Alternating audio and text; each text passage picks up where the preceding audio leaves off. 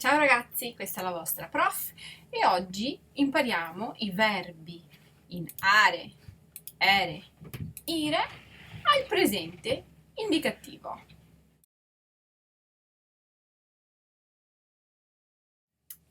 So when we work with verbs, we need subjects. In Italian, you don't have to say the subjects. So in English, you say I love. You can't just say love. But in Italian, you can. You can omit them because the verbs change each time.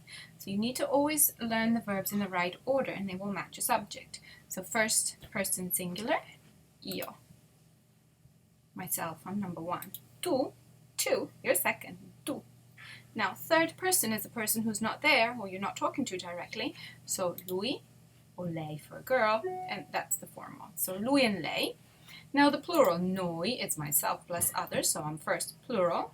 Now you, all, voi, second plural, and loro. Io, tu, lui, lei, noi, voi, loro are the subjects. And I will present all of my verbs in this order. 1, 2, 3, singular. 1, 2, 3, plural. Ecco, questi sono i verbi in are. Si riconoscono, you recognize them because they end in are. You will then remove are, and you're left with the root, So, amo, ami, ama, amiamo, amate, amano. Now, there's two tricky verbs under the same category. Verbs that end in ciare and giare, and yare, so yare, yare, yare, and care and gare. So if they end in ciare, your issue is going to be only at the second person singular and the first person plural, where you will not do a double I. See, these are ode and I here and here, but they also have the I of the root. Well, that will be too many, so we're doing this. And then care and gare, they have a really strong sound. So always in the same location, you need to add an H. So dimentico, dimentichi, dimentica, dimentichiamo, dimenticate, dimenticano.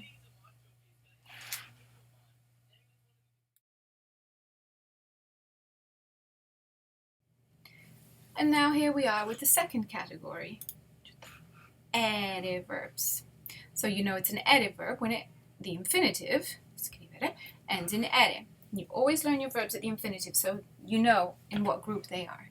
So if it's an ere verb, you will remove ere and you will stay with your root, which is scriv. And then you add your endings. So io scrivo, scrivi, scrive, which goes nicely with the leading vowel.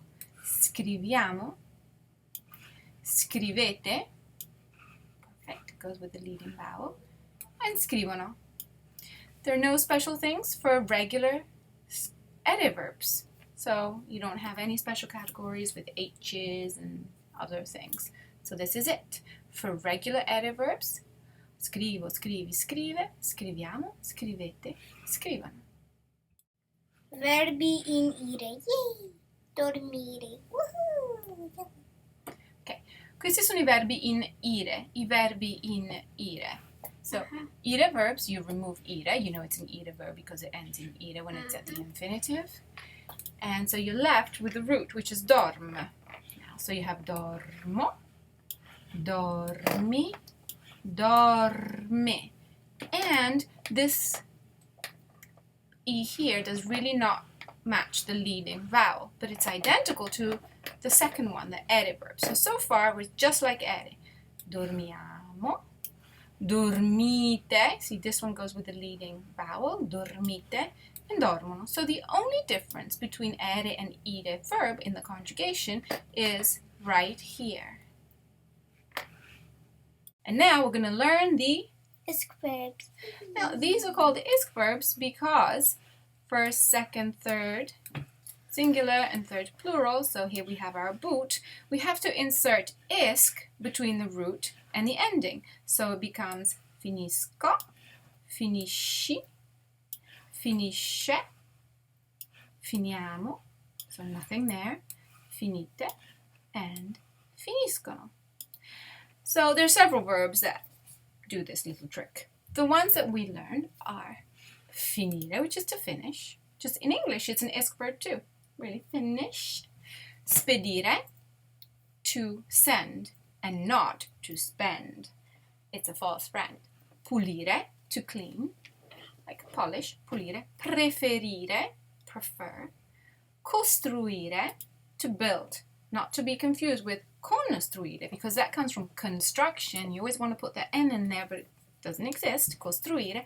And capire, which means to understand. Capisci?